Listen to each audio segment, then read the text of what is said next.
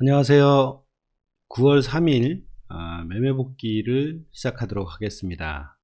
오늘은 특별히 매주 금요일은 교육생들이 나와서 매매를 하지 않고 밤 10시부터 미국 주식 유튜브 라이브를 하기 때문에 매매 종목을 이렇게 여러분들한테 매매했던 종목을 소개하거나 그러지는 않지만 며칠 전에 이제 제가 얘기했던 NC소프트의 움직임이 심상치 않아서 NC소프트라는 대형 우량 게임주가 이렇게 많이 하락한 상태에서 거의 고점 대비 거의 한 40% 이상 하락을 했죠. 하지만 어떤 그 기술적인 지표를 보면 여러분들이 장기 투자용으로 한번 분할 매수를 가능한 시점이 아닐까라고 생각이 돼서 영상을 제작하게 되었습니다. 그래서 오늘 영상의 주제는 NC소프트가 신용융자 잔고가 갑자기 급변을 했어요. 그래서 저 매수의 정석 주식 온라인 강의 31강을 보면 신용융자 잔고를 이용한 매매 가설이라는 강의가 있습니다.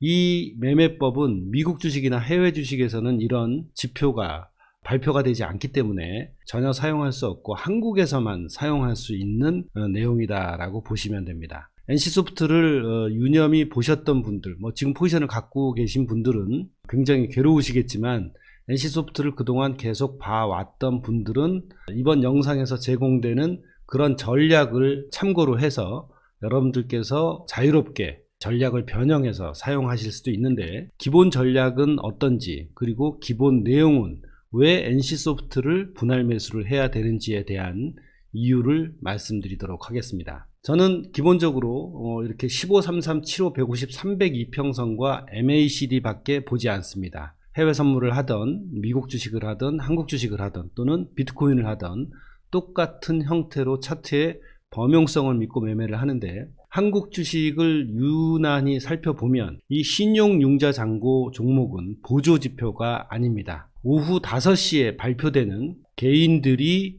이 NC소프트에 얼마만큼의 빚을 지고 매매를 하고 있느냐라는 그 돈의 흐름을 알려주는 것이기 때문에 보조 지표라고 보는 것보다는 돈의 흐름을 알려주는 거다라고 생각하시면 될 것 같습니다. 지난주에 제가 NC소프트가 이렇게 주봉상으로 보시면 전고 지지가 있기 때문에 한번 매수를 해봤으면 좋겠다라고 말씀을 드렸고, 그 가격대는 약 72만 5천원 정도였습니다. 72만 5천원 정도가 정확한 가격대인데, 워낙에 가격이 이렇게 갭다운으로 시작해서 계속 빠지기 때문에 좀 지켜보면서 매매를 해야겠다라고 여러분들에게 영상을 남겨놓은 증거 화면이 있습니다. 자, 근데 현 시점에서 왜 다시 NC소프트를 보느냐? 자, 이 당시에 전고점에 왔을 때는 지금 보시는 신용융자 잔고가 어땠어요? 거의 평이하게 이렇게 급격하게 늘어나거나 그러진 않았습니다. 자, 근데 하루, 그 다음에 이틀, 이럴 때 이제 굉장히 많이 늘어났죠. 10만 주에서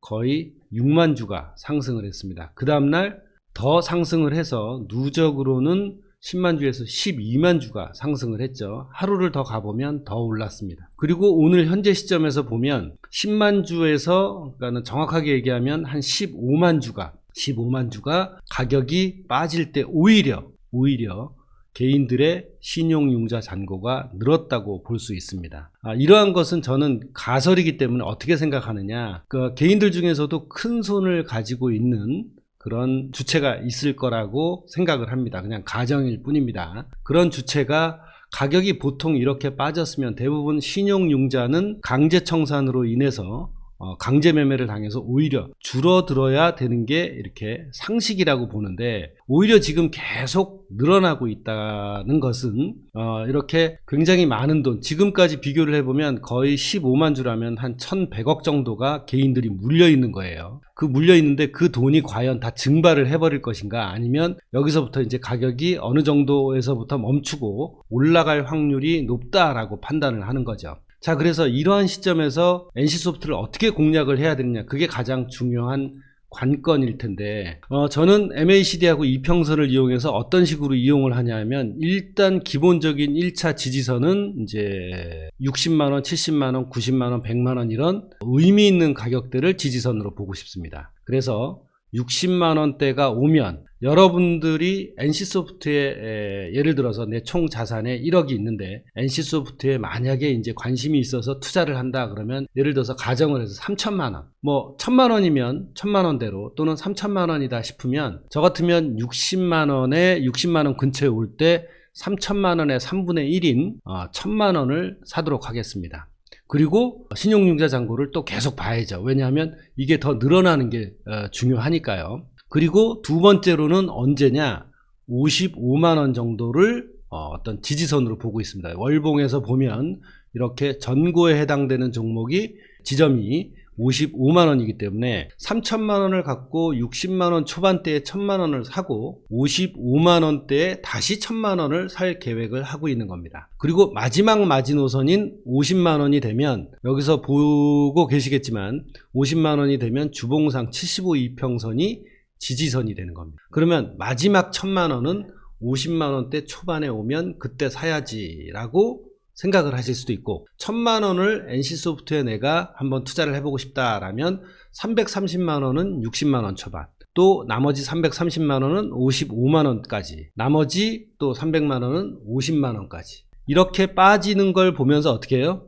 신용융자 잔고가 계속해서 늘어나는 형태가 같이 이루어져야 된다는 겁니다. 대부분의 대형 우량주가 이렇게 급락을 하면 기술적으로도 반등을 하게 돼 있어요. 그렇기 때문에 여러분이 60만원, 55만원, 50만원에 매수를 했다면 평균 단가가 55만원이 돼서 가격이 올라가면 그때부터 중요한 겁니다. 이익 실현을 반드시 일부 하고 그 뒤에는 평균 단가 밑에다가 손절을 반드시 대기시켜야 된다는 거예요. 근데 55만원까지만 찍고 올라갔어요. 그러면 불타기를 또 해야 되냐고 이제 여쭤보시는 분이 있습니다.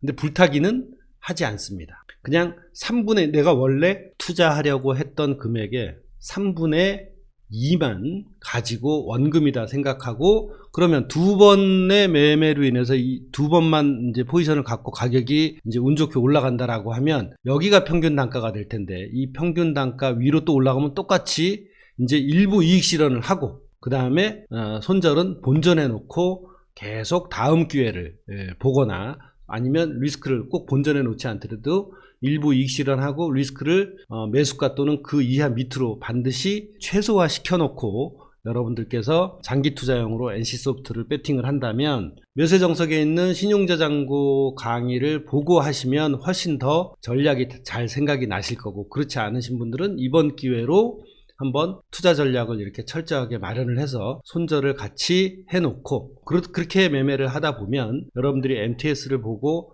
회사에서 1시간 2시간마다 이렇게 볼 필요가 없이 오전에 한번, 오후에 한번 여유롭게 보면서 손절 관리나 매수 관리를 충분히 하실 수 있는 그런 종목이 아닐까 싶어서 오늘 NC소프트를 공략할 수 있는 그런 방법을 여러분들께 소개를 해드렸습니다. 그 논리도 정확한 것이 아니지만 제가 생각하는 가설이고, 신용융자 잔고에 대한 가설을 이용을 해서 제가 가르쳐 드린 지지저항선을 함께 적용을 해갖고 되도록 장기 투자를 하고, 제가 분할 매수는 하지 않지만 이런 신용융자 잔고 매매를 할 때는 분할 매수를 하곤 합니다. 근데 50만원 밑으로 떨어질 경우도 있죠. 중요한 건 이게 막 급락해서 50만원 밑으로 급락하면 그때는 손절을 둬야 됩니다. 그래서 평균 단가에 본인이 정하시기 바랍니다. 그래서 55만원이 평균 단가가 됐다. 그럼 나는 20% 정도 손절을 놓고 45만원 정도가 되면 손절을